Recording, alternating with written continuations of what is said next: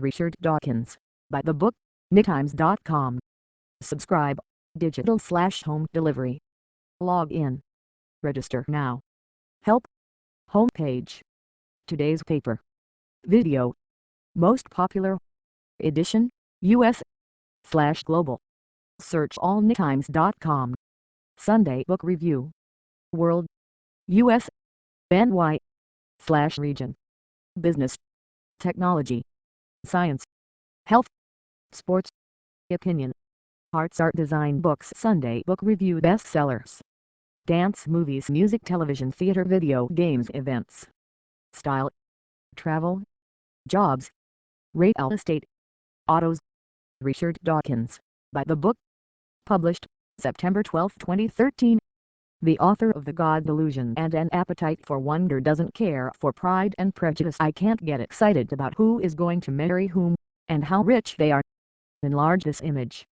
Illustration by Leon Tamaki. Richard Dawkins. Related. Buy the book. Archive, May 3, 2012. What's the best book you've read so far this year?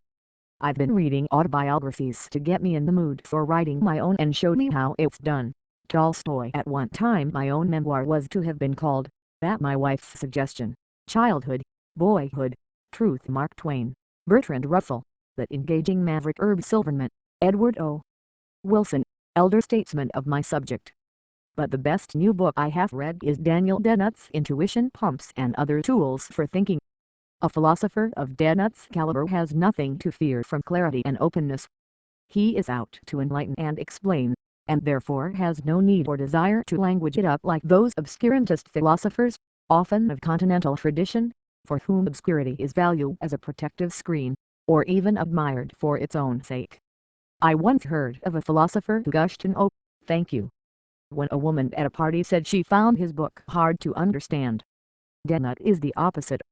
He works hard at being understood, and makes brilliant use of intuition pumps his own coining to that end. The book includes a helpful roundup of several of his earlier themes, and is as good as its intriguing title promises.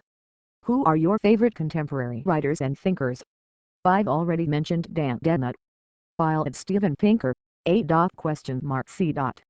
Grayling, Daniel Kahneman, Gerald Diamond, Matt Ridley, Lawrence Krauss, Martin Rees, Jerry Coyne, indeed quite a few of the luminaries that grace the Edge online salon conducted by John Brockman, the man with the gold and address book.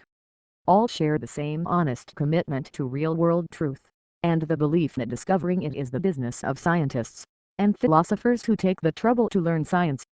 Many of these third-culture thinkers write very well. Why is the Nobel Prize in Literature almost always given to a novelist, never a scientist? Why should we prefer our literature to be about things that didn't happen? Wouldn't, say, Steven Pinker be a good candidate for the Literature Prize? You have written several books on science and secularism. What other books on the subject would you recommend?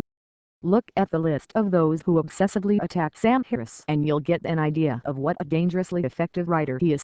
Clear, eloquent, penetratingly intelligent, suffers no fools. Much the same could be said of Christopher Hitchens, and the attacks on him have increased now he is no longer around to fight back.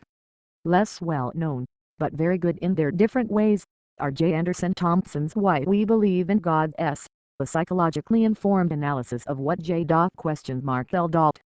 Mackey called the miracle of theism, and Sean Faircloth's attack of the theocrats.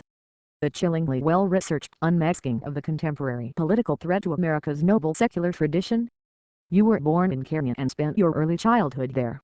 What kinds of books did you read while growing up in Africa? The greatest novel to come out of Kenya is, in my admittedly limited opinion, one of the great novels of the English language, and it is lamentably neglected by literary connoisseurs. Elspeth Huxley's Red Strangers, a saga sweeping through for generations of a Kikuyu family, based on the author's sympathetic and lifelong familiarity with that tribe. Beginning before the coming of the white man, she takes us readers into the Kikuyu world and mind so successfully that when the British finally arrive, we find their ways as quaint and alien as if they were invading Martians. We feel at home in an economy pegged to the goat standard, as I put it in my introduction to the Penguin reprint of the book, and we share the tribal indignation that rupees cannot, as promised, be changed into goats. Hugs.